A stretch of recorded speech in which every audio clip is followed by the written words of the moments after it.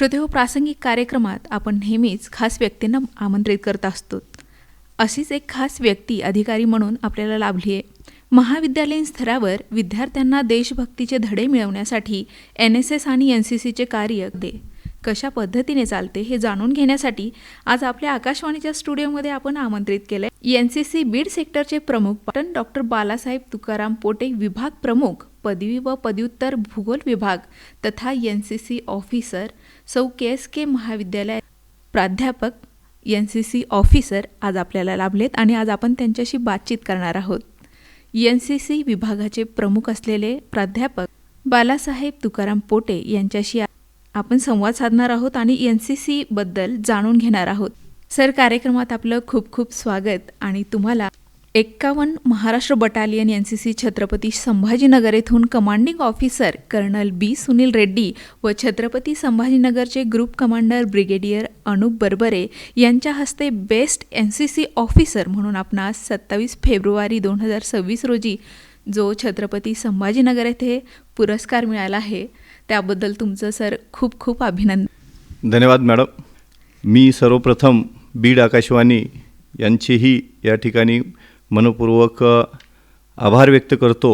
मला या कार्यक्रमामध्ये त्यांनी सन्मानाने बोलवलेलं आहे.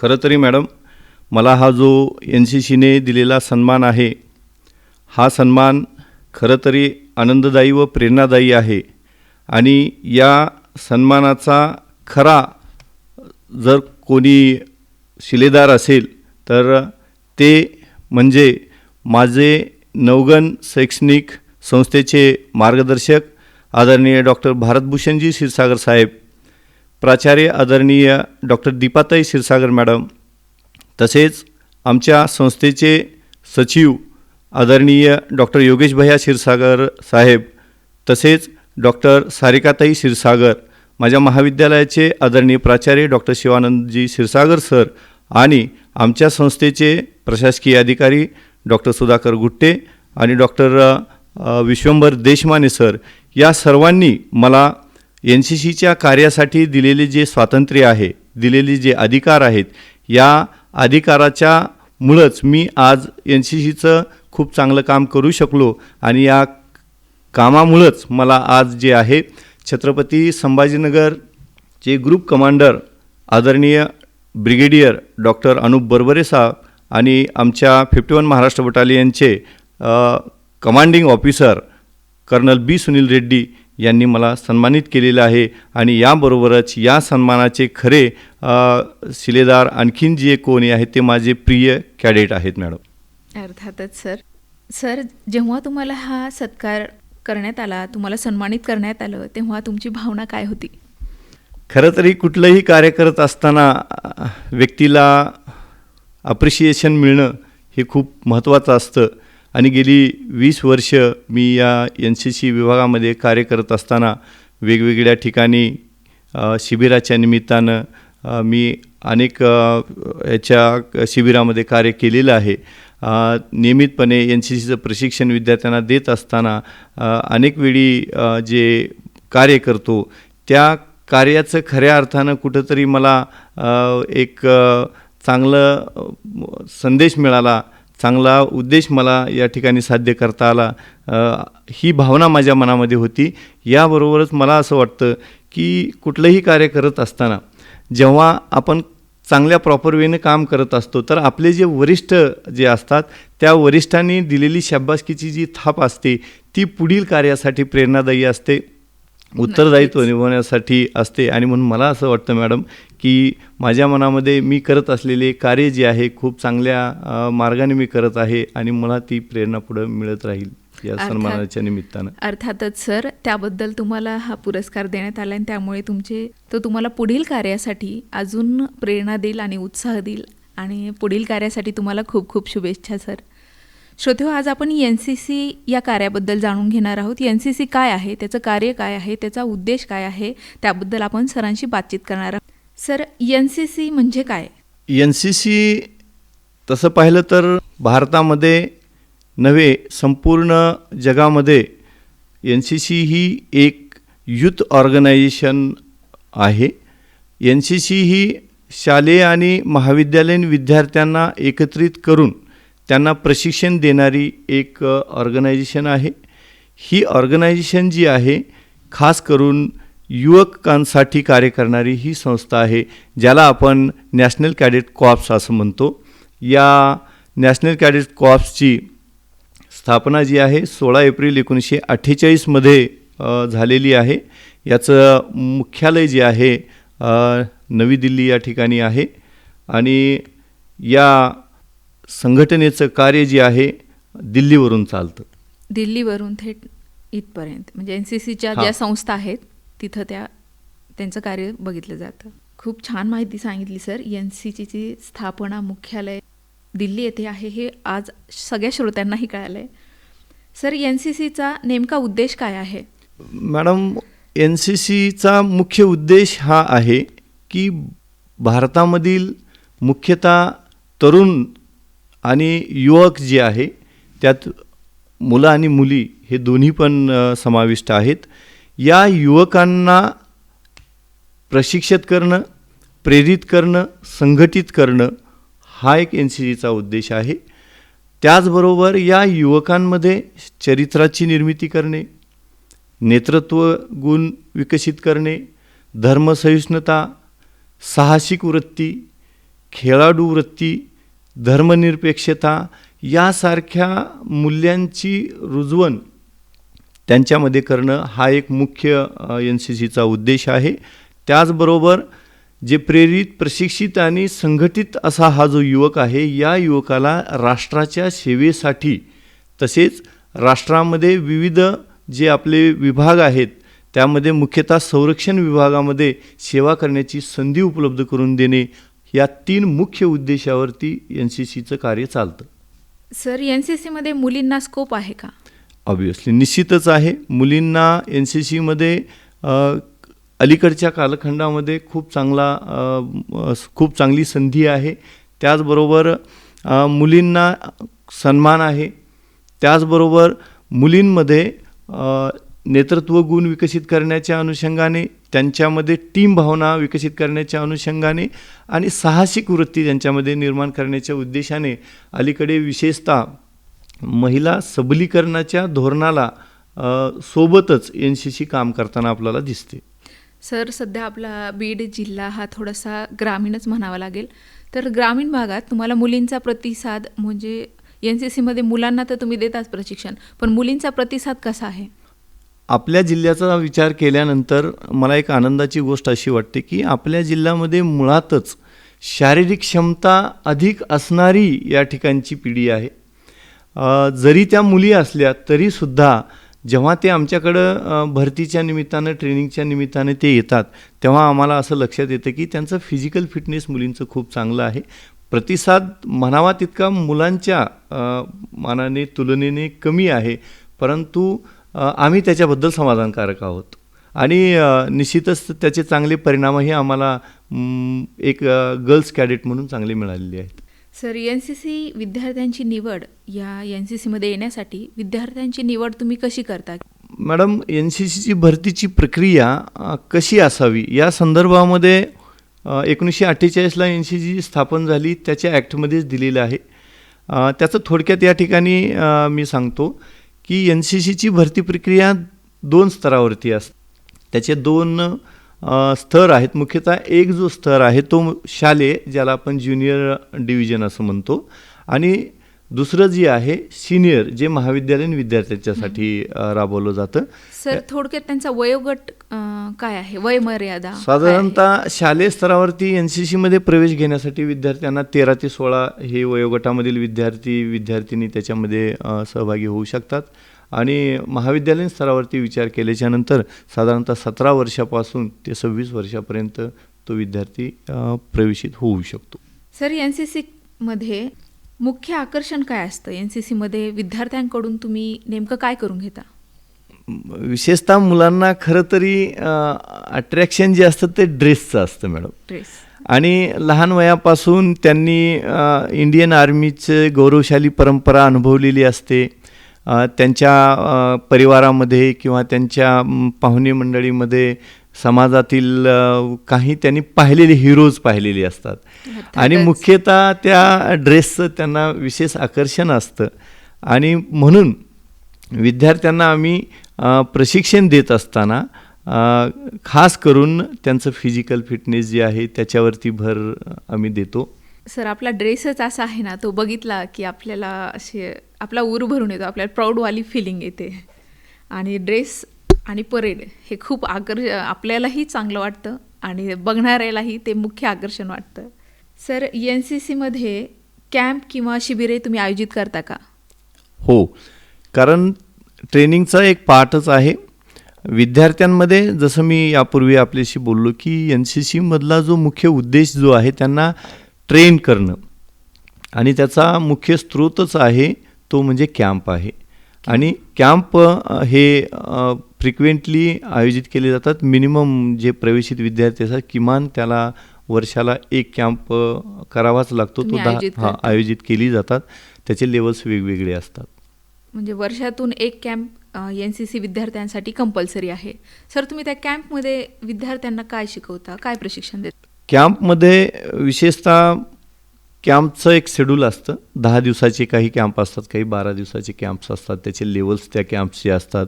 काही बटालियन लेवलवरती कॅम्प असतात. त्याला आपण ATC कॅम्प असं म्हणतो. ॲन्युअल ट्रेनिंग कॅम्प असतो. हे एका बटालियनकडून आयोजित केलं जातं. जेव्हा एकापेक्षा अधिक बटालियन त्यामध्ये सामील होतात त्याला कंबाईंड ॲन्युअल ट्रेनिंग कॅम्प असं म्हणतो. त्याच्यानंतर काही वेगवेगळ्या उद्देशाने कॅम्पचं आयोजन केलं जातं. विशेषतः पर्टिक्युलर स्किल डेव्हलप करण्याच्या दृष्टीनं जसं TSC कॅम्प आहे, RDC कॅम्प आहे, लीडरशिप कॅम्प आहे, ॲडव्हेंचर्स कॅम्प्स असतात. कॅम्प त्याचा उद्देश आणि कॅम्पचं जे ट्रेनिंग आहेत त्या दृष्टीने ट्रेनिंग्स बदलतात. परंतु मुख्यतः बेसिक्स कॅम्पपासून आपण जर सुरुवात केली तर सर्वप्रथम कॅम्पमध्ये आपण फिजिकल ट्रेनिंग असतं. पहिलं सकाळी त्यांना पहाटच किमान 4 वाजता उठावं लागतं विद्यार्थ्यांना. 4 वाजता. जे सर, हे कॅम्प स्थानिक लेवलला असतात की कुठे बाहेर गावी असतात? हे कॅम्प मॅडम स्थानिक लेवलला असत नाहीत. कारण ट्रेनिंग देण्याची मर्यादा, इन्फ्रास्ट्रक्चरची कमतरता, त्यानंतर ॲडमिनिस्ट्रेशन ह्याची काही मर्यादा येत असल्याकारणाने ज्या ठिकाणी ट्रेनिंगची सुविधा आहे अशाच ठिकाणी बटालियनकडून किंवा ग्रुपकडून ते आयोजित केले जातात. सर, आम्हाला ह्या कॅम्पबद्दल थोडक्यात माहिती सांगा. हां, जसं की या कॅम्पमध्ये तुम्ही जे बोललात यापूर्वी की कॅम्पमध्ये नेमक्या ॲक्टिव्हिटी काय असतात, तर त्याची जर दिनचर्या आपण जर पाहिली तर सुरुवातीला पहाटे 4 वाजताच कॅम्पमध्ये उठवलं जातं आणि त्यानंतर PT त्यांना प्रिपरेशन केलं जातं. पहिल्यांदा फिजिकल ट्रेनिंग दिलं जातं. पहिले 2 पिरियड जे असतात त्यांचे फिजिकलचे असतात. याच्यामध्ये रनिंग असेल, त्याचबरोबर योगासनं असतात. विशेष करून योगासनाचं सुद्धा आपण ट्रेनिंग त्याच्यामध्ये देतो. मुलांना बाकी शूटिंगसारखी प्रॅक्टिस आपण त्याच्यामध्ये करून घेतो. यानंतर 1-2 पिरियड जे आहेत ट्रेनिंगचे फिजिकलचे झाल्याच्यानंतर मग ब्रेक दिला जातो. ब्रेक दिल्याच्या नंतर मग ज्याचं खास आकर्षण मुलांना कॅम्पमध्ये असतं ते ड्रिल असतं मॅडम. आणि मग खाकी वर्दी त्यांना दिली जाते आणि आफ्टर त्याच्यानंतर ते घालून मुलं जी आहेत ग्राउंडवरती कवायती करतात. कवायती झाल्याच्या नंतर मग मुलांना पुन्हा ब्रेक दिला जातो आणि त्याच्यानंतर कॅम्पमध्ये लेक्चर्ससुद्धा आयोजित केले जातात. विविध प्रकारचे लेक्चर्स आयोजित केले जातात. ते साधारणतः दुपारी 2 वाजेपर्यंत चालतात. आफ्टर त्याच्यानंतर लंच ब्रेक होतो. लंच ब्रेकच्या नंतर त्यांचं कल्चरल इव्हेंट्स घेतली जातात. सांस्कृतिक कार्यक्रमाचं पण आयोजन केलं जातं. आफ्टर त्याच्यानंतर सांस्कृतिक झाल्याच्या नंतर स्पोर्ट्स गेम परेड पण त्यामध्ये असतो आणि ओव्हरऑल नाईटला जे आहे पुन्हा रीडिंग या ठिकाणी आयोजित केली जाते आणि लास्टला जे आहे रोल कॉल होतो आणि मग अशा प्रकारे दिनचर्या समाप्त होते कॅम्पची. किती छान. एरवी आपण घरी एवढ्या लवकर उठत नाही, पण कॅम्पमध्ये 4 वाजता उठून आणि फिजिकल फिटनेसमध्ये जास्त लक्ष केंद्रित केलं जातं. बिलकुल मॅडम. जे की आजच्या जीवनात आपण फिजिकल फिटनेसमध्ये खरंच खूप कमी पडतोय की आपण आपलं त्याच्याकडे दुर्लक्ष होतं आहे. पण ह्या NCCच्या माध्यमातून मुलांना फिजिकल फिटनेसमध्ये तत्पर केलं जातं किंवा चांगलं हे केलं जातं. ही चांगली बाब आहे की मुलांच्या फिटनेसकडे लक्ष दिलं जातं.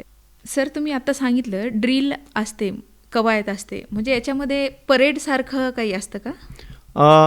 बिलकुल मॅडम, ड्रिल ही शिस्तची बुनियाद आहे. मेन ट्रेनिंगमध्ये कमांड अँड कंट्रोल असणं खूप आवश्यक आहे. तेव्हाच आपण जे ट्रेनी आहेत त्यांना पुरेपूर ट्रेनिंग देऊ शकतो किंवा टाईम मॅनेजमेंट करू शकतो. कुठलंही ट्रेनिंग देण्यासाठी कमांड अँड कंट्रोल खूप महत्त्वाचं असतं आणि ते कमांड अँड कंट्रोल हे ड्रिलमधून येत असतं. आणि कुठलंही ट्रेनिंग शिस्तीत चाललं तर त्याचे परिणाम चांगले दिसतात आणि त्याच्यामुळं कॅम्पमध्ये विशेषतः ड्रिलवरती अधिक भर असतो आणि हे त्यांचं शिकण्याचं वय आहे. पुढं वेगवेगळ्या ठिकाणी जेव्हा त्यांची निवड होईल वेगवेगळ्या क्षेत्रामध्ये, त्या ठिकाणी सुद्धा त्या ड्रिलचा उपयोग त्यांना खूप होतो कमांड अँड कंट्रोल करण्यासाठी. आणि म्हणून NCCच्या प्रशिक्षणामध्ये ड्रिल हे विशेष महत्त्वाचं असतं. अच्छा, म्हणजे थोडक्यात की फिटनेससोबत त्यांच्यामध्ये शिस्तही आपोआप निर्माण होते या ड्रिलच्या माध्यमातून. सर, विद्यार्थ्यांमध्ये नेतृत्व गुण तुम्ही कसं विकसित करतात? मुख्यतः पहिला उद्देश NCCचा मी जे बोललो त्याच्यामध्ये नेतृत्व गुण विकसित करणं आणि याच्यासाठीच तर मग प्रशिक्षणाची गरज पडते. आणि मग वेगवेगळ्या प्रकारचे जे शिबिरं आयोजित करतो, या शिबिरामध्ये साधारणतः 400 ते 500 मॅडम याच्यामध्ये विद्यार्थी सहभागी झाले असतात. तर म्हणजे या पूर्ण जिल्हा स्तरावर होते का? याचं काय असतं की जिल्हा असं NCCमध्ये असं पर्टिक्युलर नाही आहे, त्याला बटालियन असं बोललं जातं. एका बटालियनमध्ये किमान 3-4 जिल्ह्याचे विद्यार्थी असतात त्याच्यामध्ये. आणि मग त्या कॅम्पचं लेवल कसं आहे त्या पद्धतीनं त्याच्यामध्ये विद्यार्थी येतात. आणि जे विद्यार्थी सहभागी झालेले असतात, या सहभागी झालेल्या विद्यार्थ्यांना मग तिथं हे प्रशिक्षण दिलं जातं. सर, जिल्हा स्तरावर 300 ते 400 विद्यार्थी या बटालियनमध्ये येतात आणि त्यांना तुम्हाला सांभाळावं लागतं, त्यांच्यामध्ये शिस्त निर्माण करावी लागते, त्यांच्यामध्ये नेतृत्व गुण तुम्हाला ते विकास करावा लागतो. याच्यामध्ये तुमची पण कसरत सर तेवढीच आहे. बिलकुल आहे. ते नेतृत्व विकसित करण्याचा जो मुद्दा आपण जो बोलला आहे, याच्यामध्ये ENOची पण भूमिका खूप असते. आणि मग विद्यार्थ्यांना आम्ही काय करतो की छोटे छोटे टास्क देतो. कारण 400-500 विद्यार्थी सहभागी, पर्टिक्युलर प्रत्येक विद्यार्थ्याकडे लक्ष देणं थोडंसं अवघड असतं. आणि मग आम्ही काय करतो की 500 विद्यार्थ्यांना वेगवेगळ्या कंपनीमध्ये त्यांचं जे आहे विभाजन करतो आपण ऑब्व्हियसली. आणि आपल्या भारतीय इतिहासामध्ये ज्यांनी खूप मोठं योगदान दिले, जे आपल्या विद्यार्थ्याचे आयकॉन आहेत, त्याच्यामध्ये छत्रपती शिवाजी महाराज असतील, महाराणा प्रताप असतील, यासारख्या लीडरची नावं त्या कंपनीला दिलेली असतात. आणि मग त्या कंपनीचे लीडर्स आम्ही त्या विद्यार्थ्यांमध्ये तयार करतो, त्यांना संधी उपलब्ध करून देतो. आणि मॅडम, मला सांगायला आवडेल की यामध्ये जी मुलं शालेय लेवलमध्ये किंवा कौटुंबिक ठिकाणी फारसं मोकळे होत नाहीत, ते विद्यार्थी कॅम्पमध्ये मोकळे होतात आणि आम्हाला त्यांची ती स्किल पाहायला मिळते. आणि मग आम्ही त्याचं ऑब्झर्वेशन करून येणंचं कामच आहे की ज्या कॅडेटकडे चांगली स्किल आहे त्याचं ऑब्झर्वेशन करणं आणि त्याच्याकडे ती जबाबदारी देणं, त्याला ट्रेन करणं. आणि मग तिथं वेगवेगळ्या प्रकारचे प्रशिक्षणाचं नेतृत्व त्याच्याकडे दिलं जातं आणि त्याला आनंद वाटतो आणि तो मग तिथून त्याची लिडरशिप तयार होते. अच्छा, म्हणजे विद्यार्थ्यांच्या सुप्त कलागुणांना इथं वाव मिळतो आणि वाव मिळून त्यांना त्याच्यामध्ये प्रोग्रेस करता येते. सर, NCCमध्ये आपण हे कॅम्प घेतो, शिबिर घेतो, मग त्याच्यामध्ये काही विद्यार्थ्यांना प्रमाणपत्र वगैरे मिळतं का? हां, बिलकुल मॅडम. कॅम्प वेगवेगळ्या प्रकारचे असतात, हे मी बोललो आहे की बटालियन लेवलचे असतात, काही ग्रुप लेवलचे कॅम्प्स असतात, काही स्टेट लेवलचे कॅम्प्स असतात, काही नॅशनल लेवलचे कॅम्प्स असतात. आणि त्याने 10 दिवस त्या ठिकाणी कॅम्प केल्याच्यानंतर त्या कॅम्पमध्ये ट्रेनिंगबरोबरच एक्झामिनेशनसुद्धा आयोजित केलं जातं. त्याच्यामध्ये त्याची ग्रेडिंग ठरवली जाते आणि परीक्षा पण ऑब्व्हियसली परीक्षा पण असते. अगदी शिस्तीचा हा कार्यक्रम असतो NCC कॅम्प म्हणजे. आणि सुरुवातीला मुलांना या कॅम्पमध्ये थोडीशी अडचण वाटते, परंतु नंतर जसं कॅम्प शेवटच्या टप्प्यामध्ये येतो तेव्हा त्यांना हा खूप हवा असा वाटतो. आणि मग जेव्हा हे सक्सेसफुली 10 days कंप्लीट करतात त्यानंतर त्यांना आपण एक प्रमाणपत्र देतो, जे प्रमाणपत्र परीक्षेसाठी आवश्यक असतं. म्हणजे परीक्षेमध्ये या प्रमाणपत्राचा उपयोग होतो. सर, आपल्या ज्या 3 शाखा आहेत, आर्मी, नेव्ही किंवा एअरफोर्स, तर ह्या NCCच्या प्रमाणपत्राचा, NCCचा आणि ह्या शाखांशी काही संबंध येतो का किंवा उपयोग होतो का मुलांना पुढे? हां मॅडम, मुख्यतः NCC ची निर्मिती जी आहे ती निर्मिती जेव्हा झाली त्याच्यामध्ये असं स्पष्ट आहे की तिन्ही विंगचे प्रशिक्षण विद्यार्थ्यांना दिलं गेलं पाहिजे.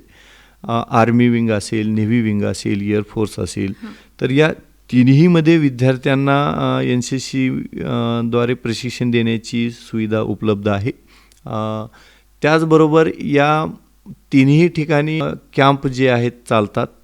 कॅम्पचा प्रकार थोडासा वेगळा असतो, कारण रिक्वायरमेंट त्या फील्डची वेगळी आहे, नेव्हीची वेगळी आहे, आर्मीची वेगळी आहे, एअरफोर्सची वेगळी आहे. मुलांना संधी मिळते का की आपल्या आवडत्या क्षेत्रात, सर आम्हाला इथे जायचं आहे, सर इथे आम्ही काय करायला पाहिजे, मग तुम्ही तसं सिलेक्ट करता का? मुलांना मूलतः कसं आहे मॅडम, जेव्हा प्रवेश घ्यायचा असतो NCC मध्ये आणि हे 3 युनिट आहेत, जसं आर्मी आहे, नेव्ही आहे, एअरफोर्स आहे, आपण ज्या ठिकाणी शिक्षण घे त्या ठिकाणी हे आहे का अवेलेबल, मुळात हे एक अपेक्षित असतं. ज्या ठिकाणी आर्मीचं युनिट आहे, ज्या ठिकाणी नेव्हीचं आहे, त्या ठिकाणी तुम्हाला तो प्रवेश मिळेल आणि आफ्टर प्रवेश तुम्ही त्या विंगमध्ये घेतल्याच्या नंतर पुढं तुम्हाला त्या प्रकारचं प्रशिक्षणाची सुविधा या ठिकाणी असते. NCCच्या माध्यमातून पुढे आपण जाऊ शकतो आपल्या आवडत्या क्षेत्रामध्ये. आणि जेव्हा हे प्रशिक्षण आपण पूर्ण करतो, की प्रशिक्षण पूर्ण केल्याच्या नंतर याच्यामध्ये 2 परीक्षा, जसं शालेय लेवलवरती एकच परीक्षा असते, NCCमध्ये शालेय लेवलवरती 2च वर्षाचं प्रशिक्षण असतं. पहिल्या वर्षी त्याला आपण इन्स्टिट्यूशनल ट्रेनिंग म्हणतो, कुठल्याही प्रकारची परीक्षा असत नाही आहे. परंतु दुसऱ्या वर्षी आल्याच्या नंतर त्याची A सर्टिफिकेट परीक्षा असते, हे शालेय लेवलवरती असतं. आणि महाविद्यालयीन स्तरावरती 3 वर्षाची NCC आहे. हां, तर त्याच्यामध्ये पहिलं वर्ष जे असतं इन्स्टिट्यूशन लेवलवरती ट्रेनिंग असते. आफ्टर दुसऱ्या वर्षी B प्रमाणपत्र परीक्षा असते आणि तिसऱ्या वर्षी जी आहे C प्रमाणपत्र परीक्षा असते. या C प्रमाणपत्र परीक्षेमध्ये ग्रेडिंग असतं. जे विद्यार्थी 60% कमी मार्क्स घेतील ते विद्यार्थी याच्यामध्ये फेल मानली जातात. 40 ते 60% ज्या विद्यार्थ्यांना मार्क्स याच्यामध्ये पडलेले आहेत त्याला चार्ली ग्रेड मिळतो. 40 ते 80 जो त्याला ब्रावो ग्रेड मिळतो आणि 80 अँड अबव्ह जे पर्सेंटेज ज्यांना मिळालेला आहे त्याला अल्फा ग्रेड मिळतो. आणि मुख्यतः मॅडम NCCचा मुख्य उद्देश, खास करून वरिष्ठ NCCचा उद्देश जो आहे ऑफिसर करणं, विद्यार्थ्यांना जे आहे जास्तीत जास्त ऑफिसरसाठी संधी उपलब्ध करून देणं. आणि जे स्पेशल ऑफिसर्स असतात आर्मीमध्ये, नेव्हीमध्ये किंवा एअरफोर्समध्ये, तर जेव्हा ह्या ॲडव्हर्टाईज येतात UPSC थ्रू, तेव्हा खास करून NCCचे जे C सर्टिफिकेट होल्डर आहेत त्या विद्यार्थ्यांना B आणि A ग्रेड जर असेल तर पहिली जी परीक्षा आहे स्क्रीनिंग टेस्ट, आपण ज्याला प्री एक्झामिनेशन म्हणतो, तर ती प्री एक्झामिनेशन जी आहे त्याला माफ असते. तर हा खूप छान बेनिफिट आहे NCCचा. NCCचा. मात्र तो ग्रेड आपल्याला अचीव करावा लागेल. ग्रेड तो पाहिजे असतो. जर ग्रेड असेल तर आपण नक्कीच ऑफिसरसाठी त्या पदापर्यंत पोहोचू शकतो. सर, मग या पदापर्यंत आपले काही विद्यार्थी गेलेत का? बिलकुल. या फील्डमध्ये अनेक विद्यार्थी आमचे गेलेल्याचा आनंद होतो. जवळपास या ठिकाणी 2006 पासून मी या महाविद्यालयात NCC ऑफिसर म्हणून आणि गेली 2020 पासून बीड NCCचा सेक्टर प्रमुख म्हणून काम करत आहे. तर जवळपास NCC थ्रू आत्तापर्यंत माझ्या महाविद्यालयातून वेगवेगळ्या डिपार्टमेंटमध्ये गेलेली जवळपास 115 विद्यार्थी आहेत. 115 विद्यार्थी सिलेक्ट झालेले आहेत. तर किती अभिमानाची गोष्ट आहे सर. आणि खरं तरी त्यांनी खूप मोठी जबाबदारी या ठिकाणी देऊन ते गेले की सर अशाच प्रकारे आपल्या हातून हे कार्य व्हावं, आणि म्हणून मला ते कार्य उत्तरोत्तर पुढे घेऊन जाताना खूप त्यांच्या एक प्रेरणा आणि मला नेहमी असं त्याचा एक आनंद वाटतो. खूप छान सर, तुमच्या हातून एवढे विद्यार्थ्यांचं सिलेक्शन झालं आहे ही काही साधी गोष्ट नाही आहे. जवळपास तो आकडाही खूप मोठा आहे. 115 विद्यार्थी आज सिलेक्ट झालेले आहेत. सर, सामाजिक कार्यात उपक्रमात हे NCC विभागाचं काय योगदान आहे? तसं NCC ऑर्गनायझेशन ही जी आहे, आपणाला असं वाटतं की हे मिलिटरीशी संबंधितच प्रशिक्षण हां, देत असं असेल, वाटतं. परंतु इतकाच मर्यादित त्याचा हेतू नाही आहे. कारण आज आपण पाहिलं की भारतामध्ये युवकांची संख्या खूप मोठ्या प्रमाणामध्ये हो. आहे आणि अशा युवकांमध्ये सामाजिक मूल्य रुजवणं खूप महत्त्वाचं आहे. आणि आपण जर हे नाही करू शकलो तर राष्ट्र बांधणी ही आणि त्याची एकता आणि अखंडता ही विस्कळीत होईल. आणि म्हणून याकडेही लक्ष देऊन NCC काय करते, दरवर्षी अनेक सामाजिक उपक्रमामध्ये सहभागी होते आणि या युवकांचा खूप मोठा सहभाग असतो. खास करून आपण सामाजिक उपक्रमाचा उल्लेख केलात म्हणून तुम्हाला सांगतो मी, राष्ट्रभक्ती, राष्ट्रीय एकता, अखंडता वृद्धिंगत करण्यासाठी जसं हर घर तिरंगा सारखे उपक्रम आहेत, तर याच्यामध्ये खूप अग्रगण्य रोल यांचा आहे. घराघरापर्यंत राष्ट्रभक्ती, राष्ट्रप्रेम पोहोचवण्याचं हे काम करतात. त्याचबरोबर पर्यावरणाच्या अनुषंगाने काम करणारी ही संघटना आहे. ही युवक काम वृक्षारोपण असेल, त्याचबरोबर स्वच्छता अभियानामध्ये खूप मोठा रोल NCCचा आहे, या युवकांचा आहे. दरवर्षी 2 ऑक्टोबर गांधी जयंतीच्या निमित्तानं स्वच्छता सप्ताह असेल किंवा पंधरवाडा साजरा करतो. आणि म्हणून ज्या ज्या शहरामध्ये NCCची युनिट्स आहेत, ज्या ज्या स्थानिक ठिकाणी आहेत, तर तिथं त्यांचं खूप मोठं योगदान या सामाजिक उपक्रमामध्ये असतं. ब्लड डोनेशनसारखे, राष्ट्राला ब्लडची गरज आहे, तर ही युवक पुढे येतात. आणि म्हणून सामाजिक उपक्रमामध्ये खूप मोठं योगदान आहे NCC असं म्हणतो. आमची बीड NCC मला सांगायला आवडेल, याच्यामध्ये जिल्हा कार्यालय असेल, जिल्हाधिकार्यालय असेल, SP ऑफिस असेल, त्याचबरोबर जिल्हा रुग्णालय असेल, नगरपालिका असेल, यांच्याबरोबर आम्ही याच वर्षी 40 उपक्रम केलेले आहेत. रस्ता सुरक्षासारखा सप्ताह आहे, जी की ज्वलंत समस्या आहे. आणि म्हणून खूप मोठं योगदान या युवकांचं आहे. आणि त्यांना सामाजिक मूल्य रुजवताना आम्हाला येऊन सुद्धा खूप आनंद होतो आणि एक चांगलं संस्कार आपण या प्रोग्रामच्या माध्यमातून देतो असं वाटतं. आणि म्हणून NCCचं खूप मोठं योगदान सामाजिक उपक्रमामध्ये आहे असं मला वाटतं. म्हणजे जिल्हा पातळीवर सुद्धा एक सामाजिक बांधिलकी यातून विद्यार्थ्यांमधून जपली जाते. हो मॅडम, निश्चितच. श्रोतेहो, प्रासंगिक या कार्यक्रमामध्ये मुलाखतीचा पोटे सरांशी बातचीतचा हा भाग वेळेअभावी ऐकू शकत नसलो तरी मात्र याच मुलाखतीचा भाग आपण पुढील कार्यक्रमात ऐकूयात, येत्या बुधवारी सकाळी ठीक 11 वाजता. नमस्कार.